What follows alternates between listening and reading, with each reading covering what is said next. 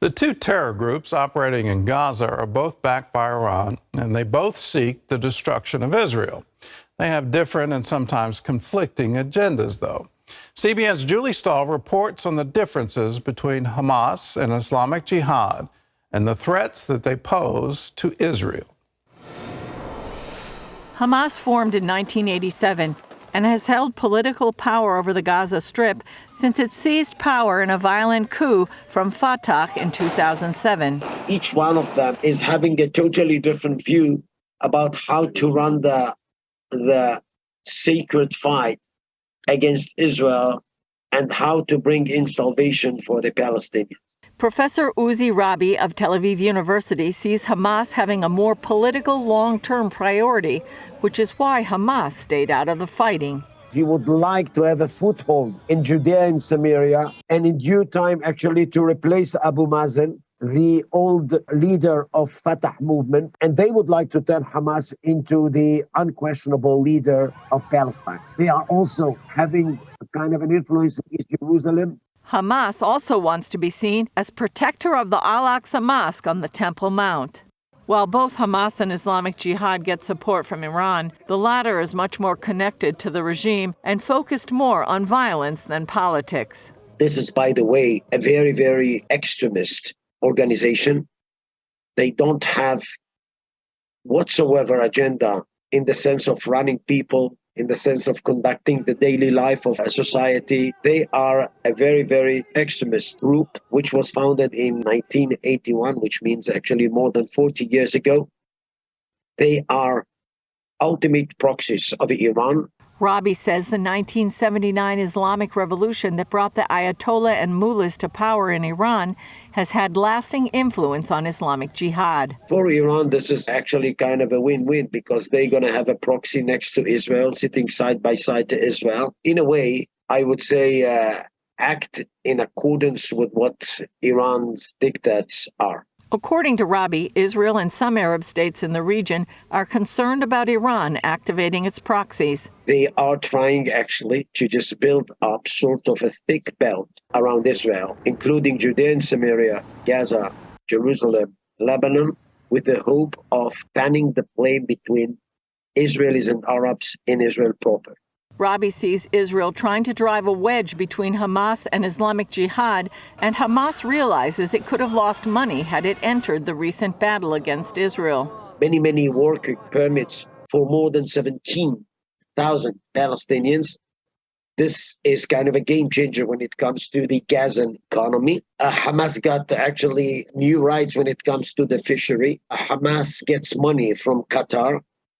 This is, for the time being, very, very comfortable for Hamas. He adds that while this strategy works for now on a tactical level, in the long run, Israel will have to deal with Hamas, which is building forces to the north in Lebanon. So one way or the other, we have actually to prepare ourselves for something bigger when it comes to Iran and its proxies. That means the Middle East as a whole has big decisions to make as it heads further into the 21st century. There is an ongoing cooperation between so many Arab states and Israel. This is almost a miracle after the Abraham Accords. On the other hand, there are some challenges coming from these guys in the Middle East. And Iran and its allies are trying actually to install instability in order to make Iran much more hegemonic than it is. Julie Stahl, CBN News, Jerusalem. Well, for more on this story, CBN Middle East Bureau Chief Chris Mitchell joins us from Jerusalem. So, Chris, Hamas and Islamic Jihad are both proxies of Iran. How does that fit? It seems like they're trying either a pincer movement or they're sowing confusion in their own proxies. Yeah, well, right now, I think what's happening, Gordon, is that recently we interviewed Ambassador Ron Dermer. He's Israel's strategic affairs minister. Now, he described what's happening with Hamas, Islamic Jihad, but also all of Iran's proxies, that they're trying to tie a noose around Israel. So geographically, you have Hamas and Islamic Jihad in Israel's south.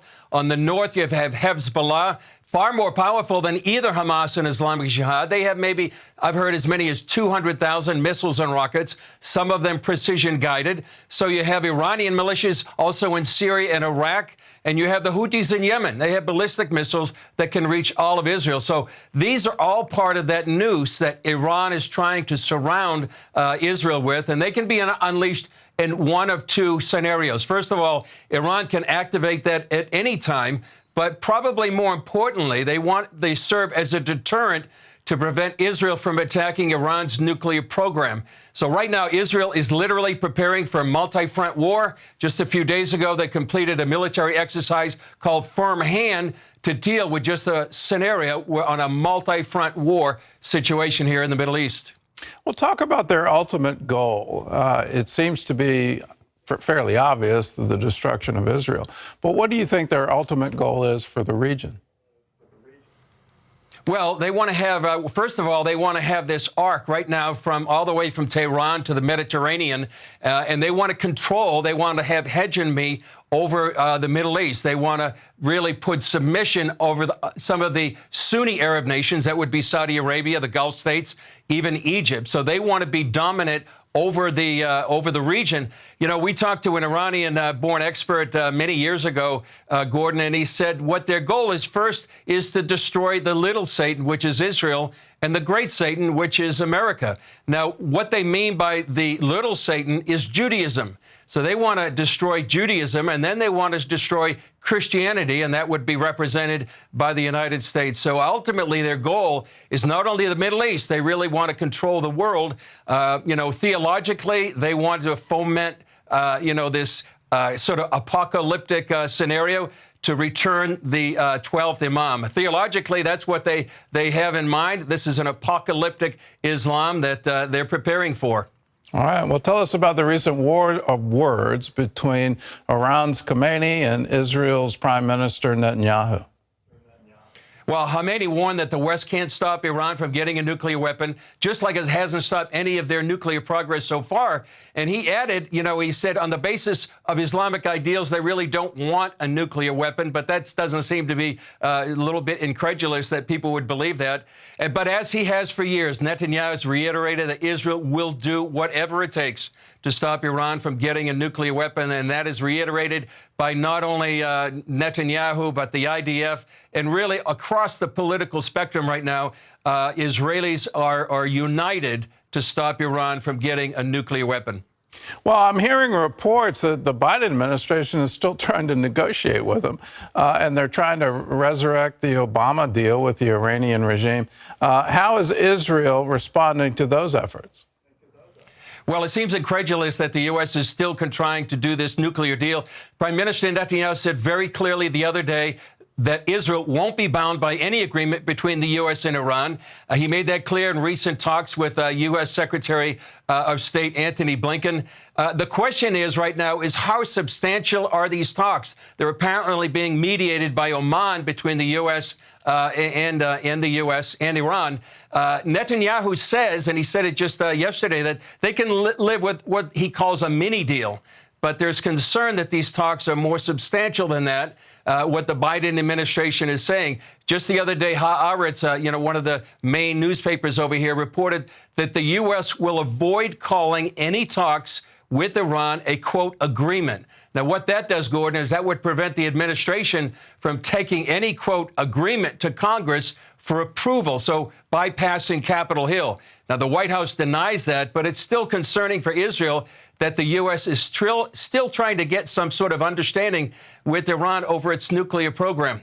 On the other hand, and this is something I just learned just a few hours ago, Gordon, some Israelis believe that if the U.S. would support Israel publicly to strike Iran's nuclear program, that would have a global impact, and that would have a deterrence on Russia and also China in regards to Taiwan. And that message, not necessarily government officials, but some former IDF officials recently communicated that to representatives on Capitol Hill. Whether or not the U.S. and the Biden administration, the White House, is going to go for that remains to be seen. But that could be one way to really spread the U.S. deterrence, which has been weakened here in the Middle East. I mean, not many people here in the region are really trusting the U.S. words right now.